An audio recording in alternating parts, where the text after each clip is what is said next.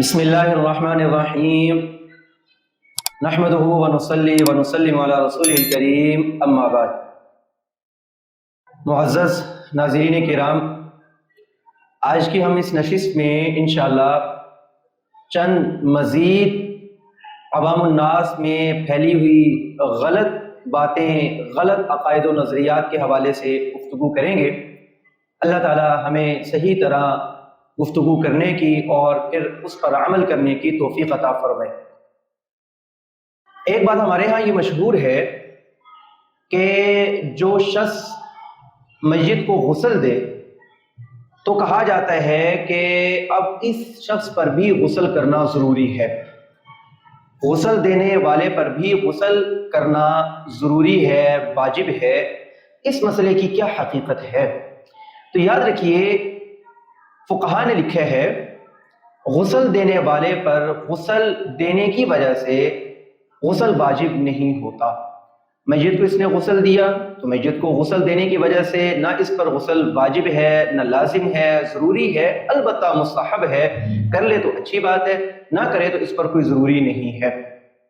عموماً یہ بات اس لیے بھی شاید کہی جاتی ہے کہ میت ہو سکتا ہے ناپاک ہو، نجس ہو، اور اس کے نجاست کے قطرات یا نجاست یا خون کہ غسل دینے والے پر گرنے کے قوی امکانات ہوتے ہیں، لہٰذا اس سے آدمی ناپاک ہو جاتا ہے اور اس پر غسل کرنا ضروری ہو جائے گا۔ لیکن یہ واضح نشین فرما لیں کہ اگر میت ناپاک ہے یا اس کے جسم پر کوئی ناپاکی ہے یا کوئی خون ہے، اگر کوئی خون لگ جاتا ہے کپڑوں پر یا جسم پر، یا اسی طرح کوئی ناپاکی کپڑوں پر یا جسم پر لگ جاتی ہے، تو صرف اتنے حصے کو صاف کرنا اور پاک کرنا ضروری ہے، مکمل غسل کرنا ضروری نہیں ہے۔ لہذا اس مسئلے کی اصلاح فرما لیجیے۔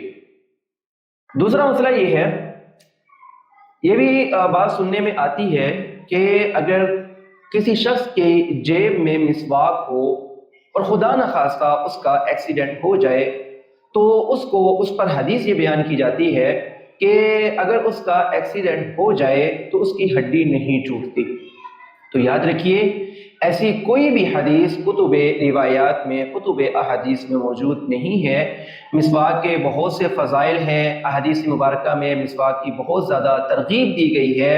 آپ صلی اللہ علیہ وسلم نے بہت زیادہ اس پر فضائل ارشاد فرمائے ہیں، لیکن یہ فضیلت کہ اگر اس کا ایکسیڈنٹ ہو جائے تو ہڈی نہیں ٹوٹے گی، یہ فضیلت کسی بھی روایت میں نہیں آتی اور کتب احادیث میں یہ فضیلت موجود نہیں ہے، لہٰذا اس کی بھی اصلاح کر لینی چاہیے۔ اسی طرح ایک یہ بات بھی کہی جاتی ہے کہ اگر سورج یا چاند گرہن ہو جائے تو حاملہ خاتون سے کہا جاتا ہے کہ اب آپ نے کمرے سے باہر نہیں نکلنا، آپ بالکل ایک طرف ہو کر بیٹھ جاؤ، کہیں ایسا نہ ہو کہ آپ کمرے سے باہر نکلیں اور سورج یا چاند گرہن کے اثرات آپ پر ہوں اور اس سے حمل کو کوئی نقصان پہنچ جائے۔ تو یاد رکھ لیجئے، اس کی بھی کوئی حقیقت نہیں ہے۔ طبی طور پر اس کا کوئی نقصان ہو جاتا ہے تو شاید ہو جاتا ہو، یہ ماہرین طب ہی بتا سکتے ہیں، ڈاکٹر حضرات ہی بتا سکتے ہیں، لیکن شرعی طور پر اس کی کوئی حقیقت نہیں ہے۔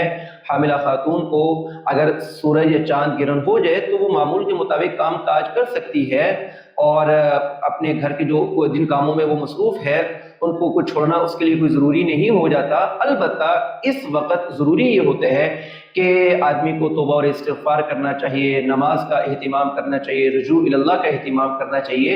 احادیث مبارکہ میں بس اتنا عمل بتلایا گیا ہے، آگے یہ جو بات مشہور ہے اس کی کوئی بھی احادیث مبارکہ میں اس کا ذکر نہیں ملتا، لہٰذا اس مسئلے کی بھی اصلاح کر لینی چاہیے۔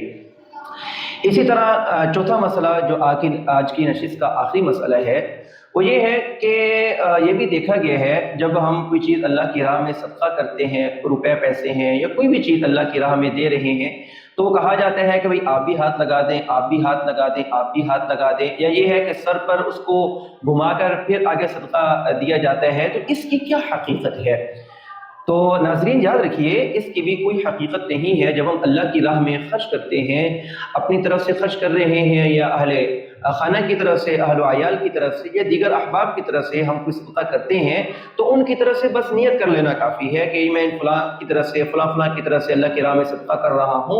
बाकी हाथ लगवाना या सर पर उसे घुमाना ये एक रस्म है हमारे यहाँ जो मशहूर हो चुकी है। बस ये एक रस्म है और एक गलत बात अवामुन्नास में फैली हुई है, गलत बात मशहूर है। शरीयत ने इसकी कहीं भी कोई ताकीद नहीं फरमाई। शरीयत का उसूल बड़ा वाज़ेह है कि आपने अल्लाह की राह में खर्च करना है तो इसकी कोई तखसीस नहीं है, किसी वक्त भी आप खर्च करना चाहें कर सकते हैं और किसी भी जगह की तखसीस नहीं है। जहाँ पर भी बैठे हों आप अल्लाह की राह में खर्च कर सकते हैं, इसाले सवाब कर सकते हैं, अल्लाह की राह में खर्च कर सकते हैं, सदका कर सकते हैं। बाकी ये जो अमल है इस तरह के या इस तरह के और अमाल ये हमारे अपने बनाए हुए हैं, शरीयत ने इनकी कहीं भी कोई तरगीब या कोई तायीद नहीं फरमाई। अल्लाह ताला से दुआ है अल्लाह पाक हम सबको दीन मुस्तकीम पर अमल करने की तौफीक अता फरमाए। व आखिरु दावाना अनिल हम्दुलिल्लाहि रब्बिल आलमीन।